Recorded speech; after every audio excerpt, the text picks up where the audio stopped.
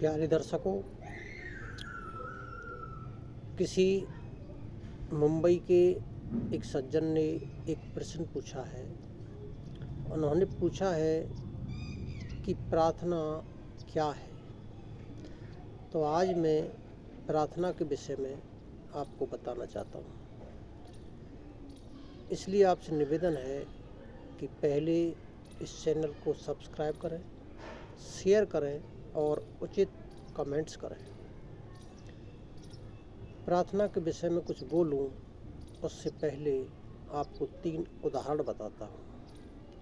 ये उदाहरण प्रार्थना को समझने में आपके लिए बहुत सहायक होंगे। उदाहरण नंबर 1, किसान बीज बोता है, लेकिन अंकुरण क्या किसान निकाल सकता है? पानी से भाप बनता है, तो भाप क्या पानी अपने आप निकाल सकता है? पसीना निकलता है, तो शरीर क्या पसीना अपने आप निकाल सकता है? तीनों उदाहरणों से स्पष्ट होता है, ये प्रक्रियाएं एक निश्चित स्थिति के बाद स्वतः घटित होती हैं। लेकिन इसका अर्थ ये कदापि नहीं कि कर्म ना किया जाए और सफलता मिल जाए। कर्म तो करना पड़ेगा, लेकिन कर्म के बाद भी आपको प्रतीक्षा करनी पड़ेगी, और वो प्रतीक्षा ही प्रार्थना है। जैसे एक किसान खेत को जोतता है, एक किसान बीज बोता है, धरती के नीचे उसको दबाता है, लेकिन अंकुरण किसान नहीं निकालता, अंकुरण स्वतः ही निकलता है। लेकिन इसका अर्थ ये नहीं कि किसान काम ही ना करे। काम तो करना पड़ेगा, लेकिन काम के बाद भी जो रिजल्ट होगा, जो परिणाम होगा, वो निश्चित परिस्थितियों के बाद स्वतः घटित होगा।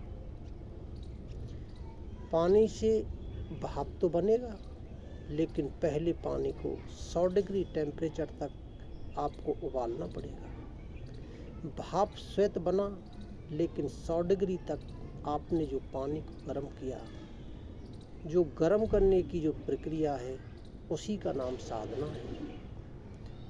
साधना करने के बाद जो रिजल्ट प्राप्त होता है, उसी का नाम प्रसाद है। लोग आपको मिल जाएंगे बांटते हुए चनौरी और बतासे। वो प्रसाद का प्रतीक है।